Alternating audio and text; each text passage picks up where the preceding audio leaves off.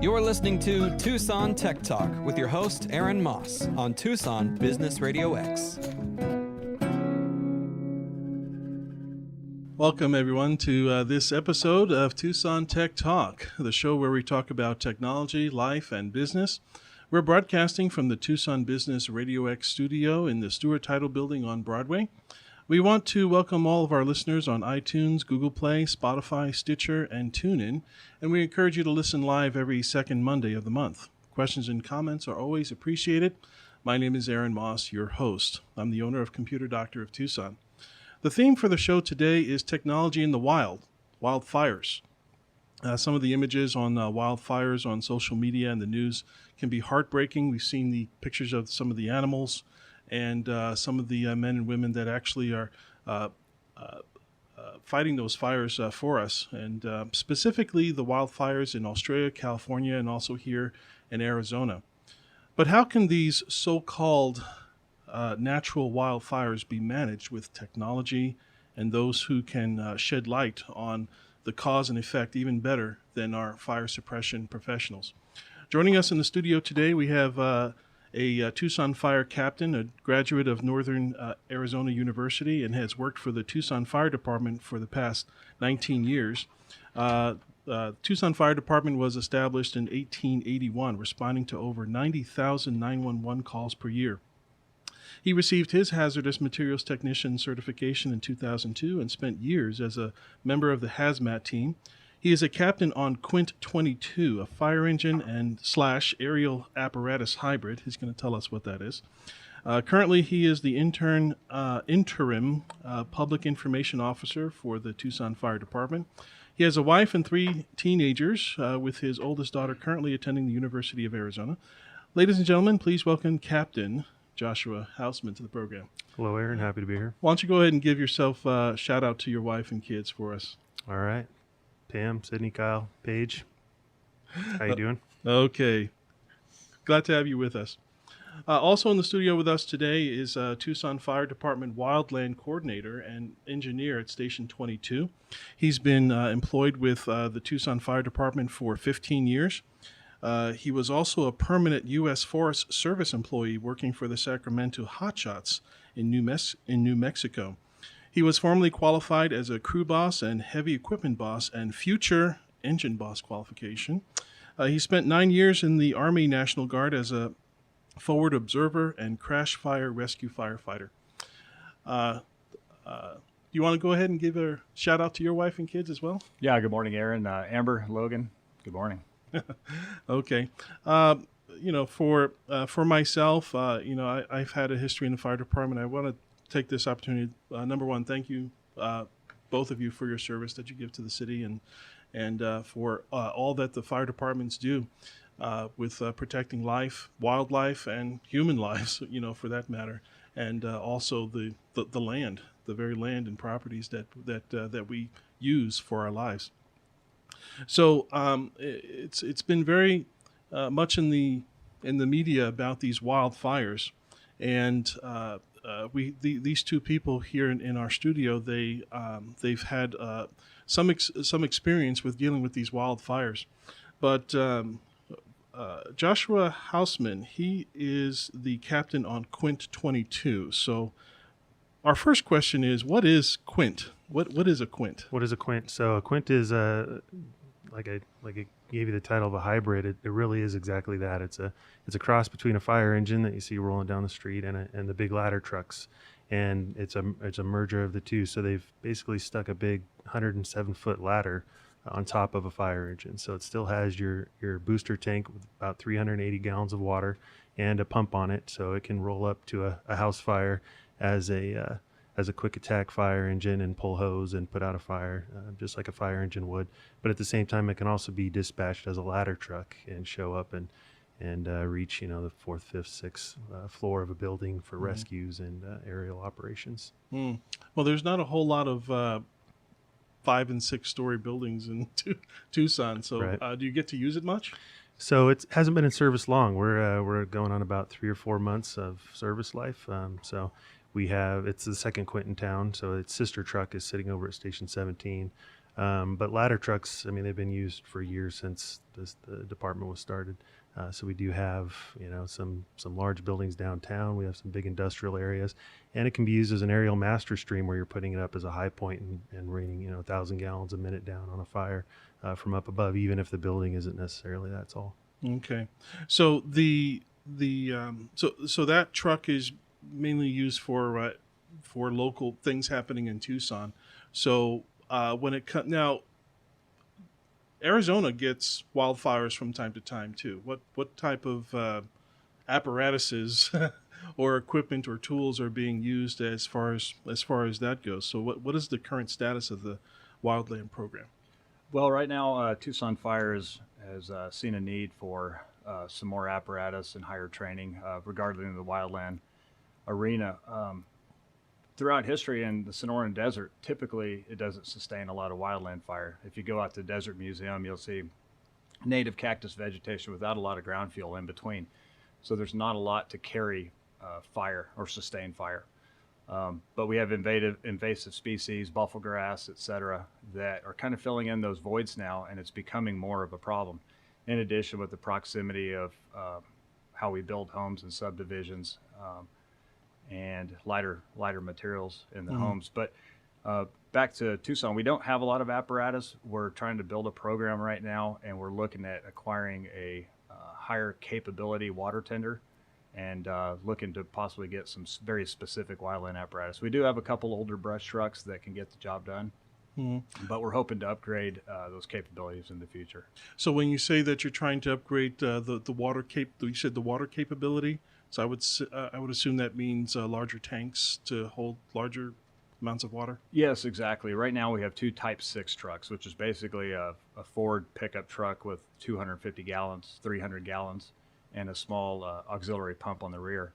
What we want to do, of course, budget is a limiting factor everywhere, always, right?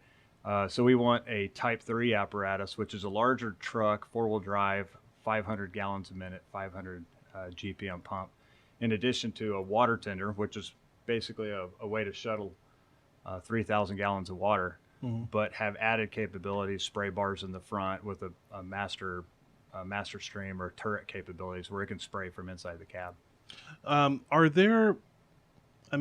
There are fire hydrants all around town, so would it be better to just have longer hoses to connect to those? Or they're not very reliable? No, we've had for inside the city limits, we have standards of how far apart those hydrants are. And so when you have residential homes or industrials, those specifications change as to how close the hydrants have to be. But there's still large areas of brush and desert in town. Where there's I'm thinking nothing. of the we call it the Emerald Forest off of golf links. That's just acres and acres of open land, and there aren't hydrants sitting in those. So when you have brush fires, So you got to bring your own water. It's a haul, correct? Yeah. Our great infrastructure has allowed us the ability to not really have a wildland team in the past because we have a lot of good resources. We got a great city water system that gets water in most places, but it's those peripheral edges, and as Captain Houseman said, it's the washes where you don't have access that we're kind of looking at.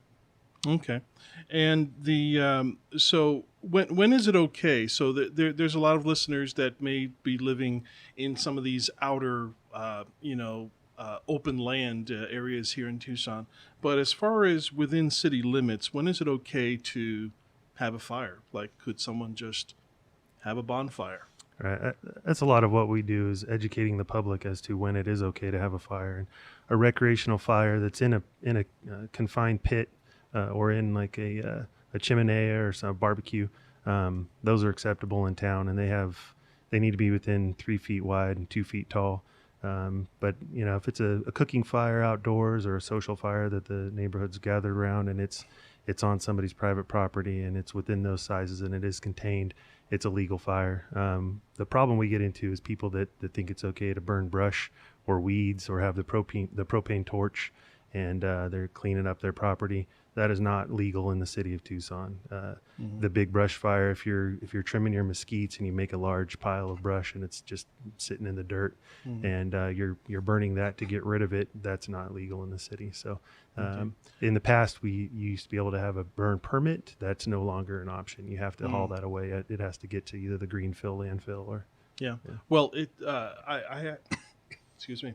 I had a lot of experience because when I got married and my wife and I, we bought a mobile home.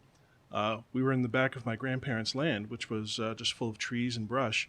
And one of the cheapest ways to get rid of it all was actually to burn it. So we called the fire department. We got a 3-day burn permit. But this was in Pima County. This was just outside of the city of Tucson. So I guess they still allow it. I don't know how long that no burn permit has been in existence. But we were able to obtain, and we burned just about everything back there, and that's where our house is sitting right now.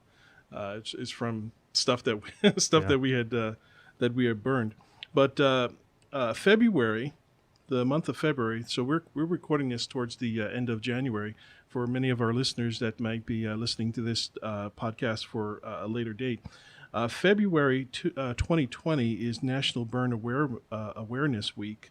Okay, and so what is the Tucson Fire Department, I guess, doing as far as burn awareness? So we'll be putting out social media posts and public safety announcements, and really just getting the word out to burn awareness is exactly that. It's just making sure people are aware of the hazards of. Last year they were really focusing on scalds and hot water's the stove, cooking scalds, even bathtub. 102 I believe is as hot as they want water to be when you're washing a child, but this year it's more contact burns and just any hot item like curling irons, hair straighteners, just the household things that people are using that if left unattended can injure children. Actually, my niece, I saw her just the other day, and she had a cast on her hand, and I said, "What happened?" She says, "My curling iron fell, and I went out to catch." Yeah. And she caught it. But she burned her hands. I hope that it was just a minor. But we don't think of things like this. Sometimes we forget that surfaces are hot, and we can end up with these.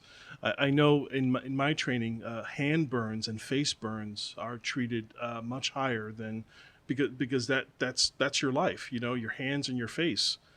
So if you get a burn on your hand or your face, that can be very, very detrimental. It can be life-changing to someone. But back to our wildland.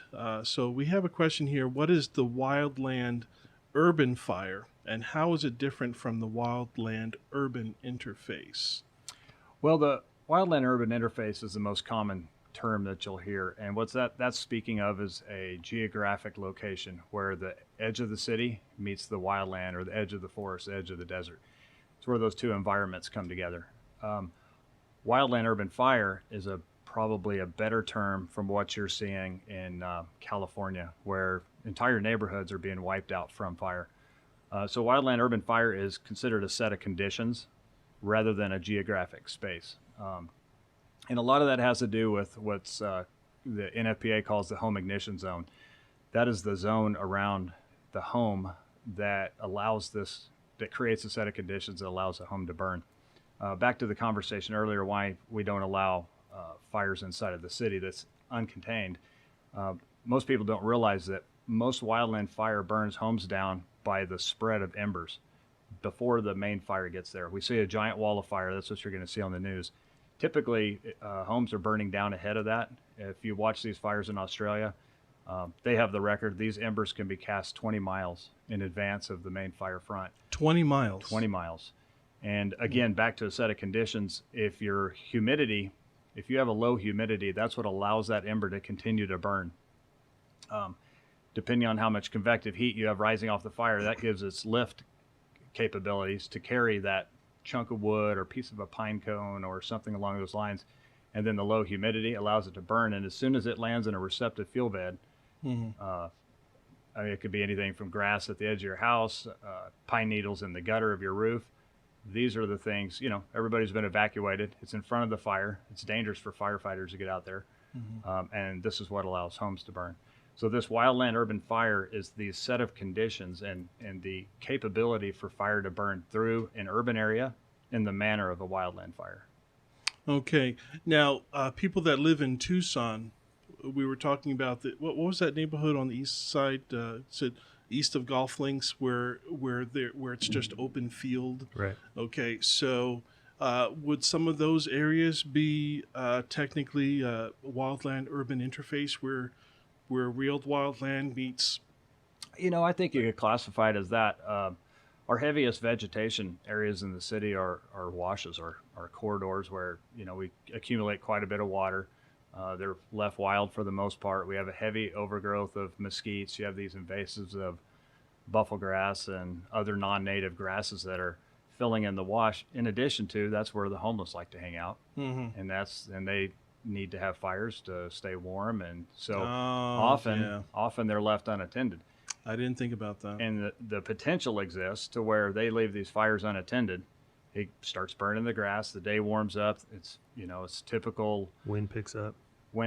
Typical day in June, right? We have high wind, low humidity, high temperatures, and this fire's left unattended, and it gets up into some trees. The tree can torch out, cast embers into somebody's yard, catch something in their yard, which could potentially catch their house on fire. Mm-hmm. As soon as the house catches on fire with a 30 or 40 mile an hour wind, if we're not there to suppress it immediately, the potential to spread into other homes is high. So if someone is living like right next to a wash, because there's lots of washes all within Tucson. So what do people living near washes just need to be aware of? Smoke, or on occasion, or should they go out there with their hose every so often, keep it wet or something? The weeds in their own yard. I mean, bufflegrass is burning it when it's over 1,000 degrees, and it's dense, and you'd almost want to create your own fire break where you're controlling the weeds in your yard, so that contact, that the grasses in that wash can't run up and underneath, like especially a mobile home. I mean, that can get underneath the home just. And what looks to be benign, grass is burning hot enough to light a structure on fire. Okay. Absolutely. Reducing that receptive fuel bed around your home. Spanish tile roofs are common here in Tucson. They have the convex portion underneath where the birds like to make a nest. Mm-hmm. Inside that little gap in there. If it's not filled with concrete or something, birds make a nest, which is a perfect receptive fuel bed for that ember. So maintaining around your house, keeping the grass cut down.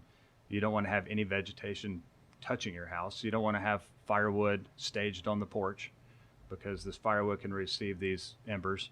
Mm-hmm. The firewood catches the porch on fire, which burns the house down. So yeah, just maintaining around your place, keeping an open canopy in the trees. It's nice to have a lot of vegetation, but given a right set of conditions, that could actually come back and bite us. So that kind of answers the question about what people can do to mitigate their risk to wildland and urban fires. Is there any other technology that you guys are aware of that homeowners can use in Tucson to help with fires, even in and around the house? There's an app out there through the Pima County Emergency Department that it's called Everbridge, and Everbridge is a mass alerting text or a notification system. Mm-hmm. And there's been a pretty strong campaign in the past to get the information out, but what it allows, it's a subscription-based app, and so if you go in and choose to subscribe to it, you're accepting notifications from Pima County, and then Tucson Fire can actually send notifications to Pima County, whether that's for evacuation, a hazmat incident, to where similar to an Amber Alert. Almost a pulse point type app. Yeah, similar to a pulse point. So if you voluntarily go and sign up for it and allow these push notifications, if there is an emergency, let's say a wildfire in the city that has the potential to spread, an evacuation notice or alert can be sent out to subscribers. And that's it's on the same premise of the type of technology that when you would have TV alerts or radio alerts, emergency broadcast systems. So you can now have this on an app, and it's basically you only get them for your location. Also, our cell phones, they have these they have these alerts that are on them. So, and what's the name of that app again? Everbridge, and then you would sign up through Pima County Emergency Operations. Okay, so so Everbridge, so our listeners, if you want to check that out, you can. That sounds like it might have applications for several different places. So it sounds like you would probably have to load it and then select your county within that app. That's what that sounds like. Yes, absolutely. But if you allow it to track your location, geolocate you, it's going to give you an alert no matter where you are. So you can choose your home location, but if you're driving around town and there's alert for that specific region and your GPS shows that you're there, then it'll give you an alert for that region as well. Right. Now the alerts that we get on our phones, it could be, we can get a flash flood, okay, and then you're caught out in the rain, and then by the time you get into your car all wet, from the rain, then you get this beep beep beep. Oh, by the way, there's a flash flood in your area right now. Said, I know that. It would be nice. It would be nice if we can get these things maybe like a minute ahead of time. I don't even know if the technology is out there. We ought to get a weather person in here and plan for that. So anyway, what is planned for the future as far as wildland fires going? You mentioned that you're trying to get some more equipment for that, but what can people do? We answered questions about what people can do in Arizona, but what can people, if someone has family, for example, in Australia, or family or friends in California, what can they say to help them? Some of the things we've already talked about, as far as just keeping the yard, the stack of firewood away from your home, cleaning roofs. I mean, Tucson doesn't have the wood shingle roofs that you see in a lot of other parts of the country, but keeping that roof clean, even in Tucson, if you have a roof that's collecting leaves and pine needles or anything like that, we have palm tree fires that will rain embers down on roofs and catch homes on fire. So just keeping that clean buys you time. You have suggestions? I just think so many people assume when they watch the news, they see big fire in timber. I mean, it produces 100-foot flame lengths, and I think a lot of people neglect the danger of the desert. Some of the common denominators that are taught to wildland fires are light, flashy fuels, small fires, or isolated portions of large fires. So never underestimate the fire spread potential in grass, because it's a light fuel. It changes to the environment quickly. As soon as it's hot outside, it dries out. We could have rain yesterday and a nice sunny day today, and that grass is dried out and it's primed and ready to burn. And there's nothing that moves fire faster than grass, which some people have a tendency to let their guard down, but it's what moves the fastest and catches you. So just have good situational awareness, really. I know that firsthand because we had a fire at our house, and it was my fault. I was burning brush in a 55-gallon steel drum, and I waited for the fire to go down, and then I walked away. An ember must have came off, dropped down. There was grass there. It traveled 6 feet to a woodshed. Woodshed is now gone, completely burned, and everything in it. So we had to go through insurance to get everything. But fortunately, nobody was hurt. I tried to, all we had was a little garden hose, but that little garden hose did nothing, almost nothing. Right. So I'm so thankful that the fire department was able to get there in time and put it out, because it even singed just by the heat. The heat traveled 12 feet from where our house was, and it singed and even melted a lot of the rubber and plastic around the window. It was a 2-pane window. It broke the outside pane. Sure. Okay. The intense heat. I couldn't even walk through there. And we had some old paint cans and oil cans inside the thing, and I was afraid there was going to be an explosion, so I didn't even try to get around there and at least wet the house. I was worried about the house kept going up, Sure. A lot of people will just dump some water on a fire, and they don't realize, as a wildland firefighter, in order to guarantee that it's out, you literally take an ungloved hand, and at first you use the back of your hand because it's pretty sensitive. You don't want to burn the front side where you have your dexterity, but you feel for heat at the back side of your hand, and then afterwards what we call cold trailing. You literally run your hands through it, and if you can put your hand in it, it's cool enough to be left alone. Okay. But you can't just visually assume that it's completely out until you've done that. Okay, so back of the hand, and then if that's cool, run your fingers Right, through it. whether that's a campfire or something like That's that. how you know it's completely Completely out. out. Okay. Then you can walk away and leave it. Until then, you can't guarantee anything. Okay. And because you're a technology show, we can tell you a little bit about a thermal imaging camera that we use as some of our tech on our truck, which we're looking at fires afterwards when we go back into a home after a house fire or even your shed fire, and we want to make sure that that fire is out. We can hit it with a thermal imaging camera, and it's down to the single degree, and make sure that fire is completely out and cool down to 80 degrees or whatever the ambient Is there any way I temperature is. can borrow that thermal? They actually, so you can buy thermal imaging cameras fairly inexpensively now at Is that right? hardware stores. It might just be a laser that's pointing to a dot, but it'll tell you very accurately how hot a wall is, or yeah. Okay. I might need to go ahead and get mine, because in the summertime I like my house nice and cold, so I like to see where all the hot spots are. It'd be so cool to just run a live camera around, and that red spot, that's a hot spot. I need to do Yeah. something about Well, the that. companies that are insulating homes in town are bringing those now, and they're showing you your wall before and after they've added the insulation to show you from the inside where the heat's getting through. Thank you very much, both of you, for doing the show today. Up next in our program, representatives from the Reed Park Zoo talk to Tucson Tech Talk about our friends, the koalas, the kangaroos, and wildfire effect on the ecosystem. Stay tuned.